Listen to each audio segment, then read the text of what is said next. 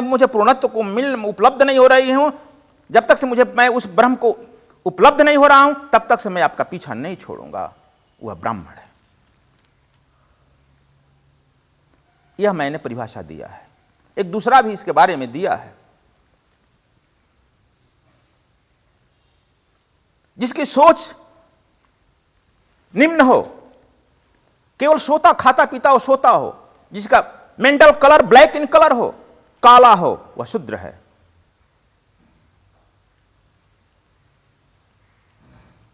जिनका mental colour reddish हो, वाणिज्य ही समझता है, रुपया पैसा ही सब कुछ अपना धर्म समझता है और रुपया पैसा पाने के लिए कुछ भी कर दे, वह वैश्य है। जिसका mental colour white plus reddish हो,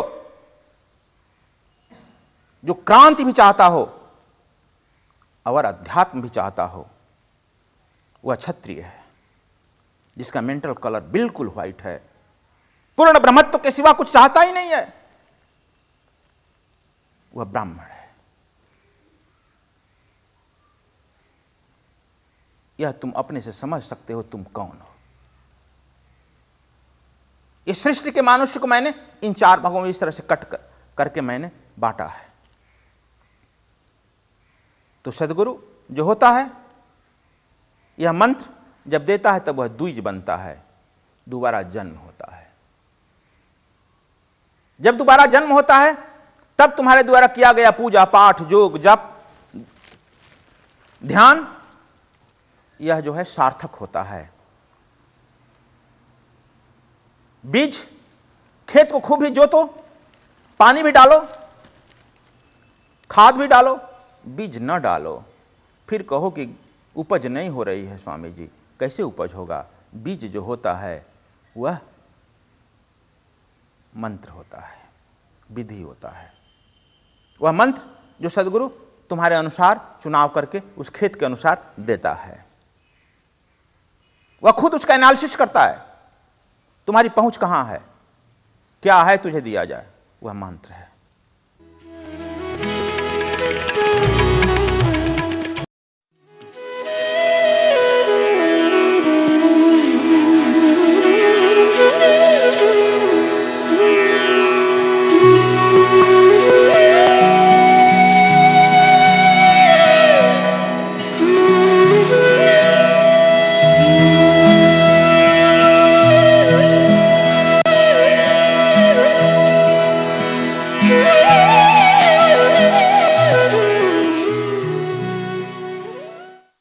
एक बार जन्म मां बाप से होता है, दूसरा जन्म गुरु से होता है।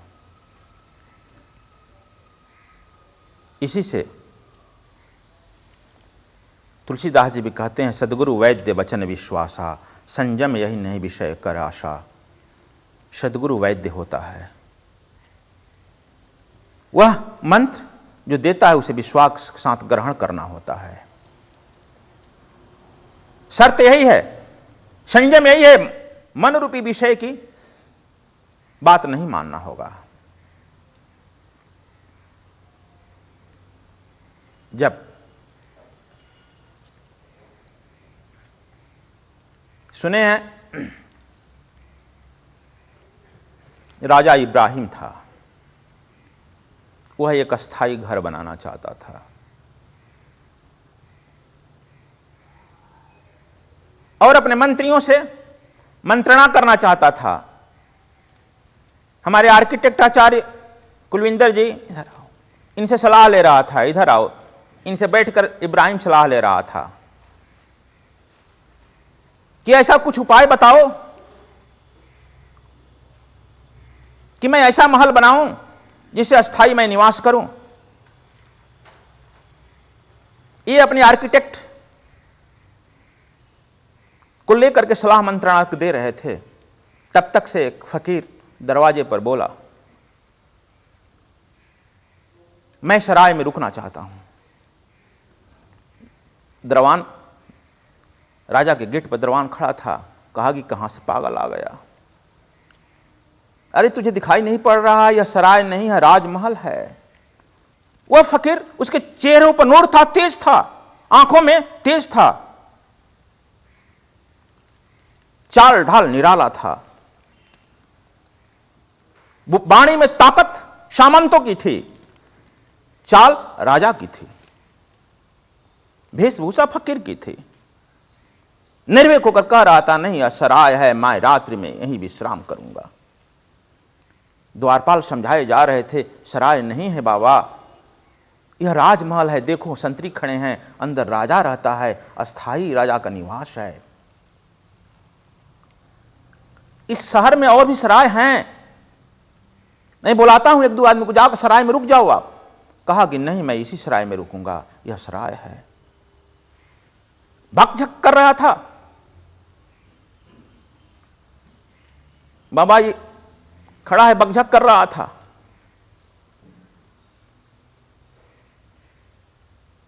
राजा का ध्यान गया, झरोखे से देखा,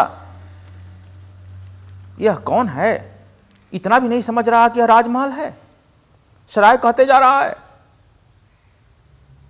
झांका, देखा, चौंक गया, इसके चेहरे पर तो नूर है, आंखों में तो तेज है, चाल तो राजाओं का है, बोली में बाणी में दम सामंतों का है।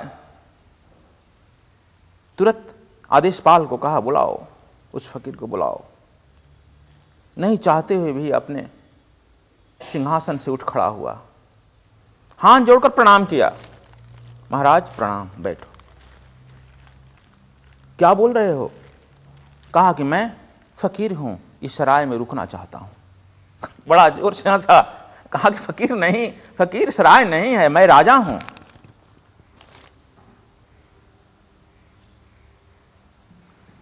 और मैं यहां अस्थायी रूप से रहता हूं, राजमहल है। फकीर भी उसी तरह से जोर से ठठाकर हंसा, कहा कि मैं ऐसा मूर्ख नहीं देखा, मैं एक बार पहले भी आया था, इस आसन पर कोई और बैठा था। कहा कि हाँ आप ठीक कह रहे हो, वह मेरे पिताजी थे। अच्छा, उसके पहले भी मैं आया था, एक दूसरा आदमी बैठा था। कहा कि आप ठीक कह रहे हो, मेरे दादाजी थे। अच्छा, उसके पहले भी मैं आया था, एक तीसरा आदमी बैठा था। कहा कि आप ठीक कह रहे हो, मेरे दादाजी के पिताजी थे। कहा कि अच्छा, तो मैं आऊंगा तो वह जो आदमी बैठा हुआ फिर मिलेगा, वह कहेगा कि ठीक है, वह मेरे पिताजी थे। यह तुम्हारा अस्थायी निवास कैसे हुआ? झूठ बोल रहे हो।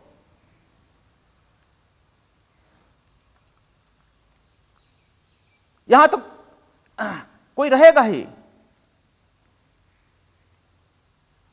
अस्थायी निवास कैसे हुआ तुम्हारा राजा?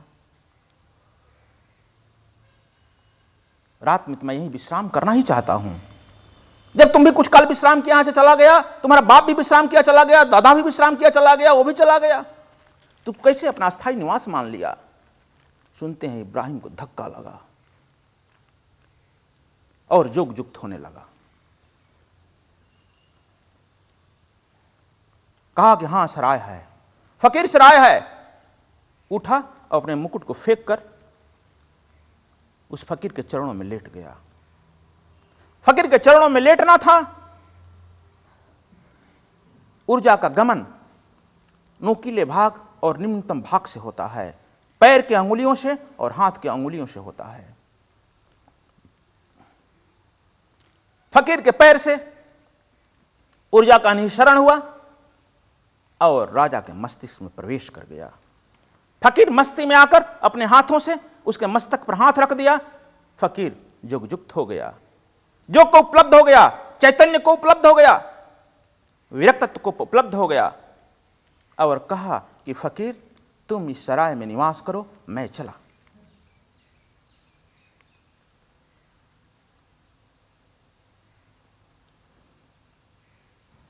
और फकीर को लोग कहते हैं वही कबीर थे। इब्राहिम लोग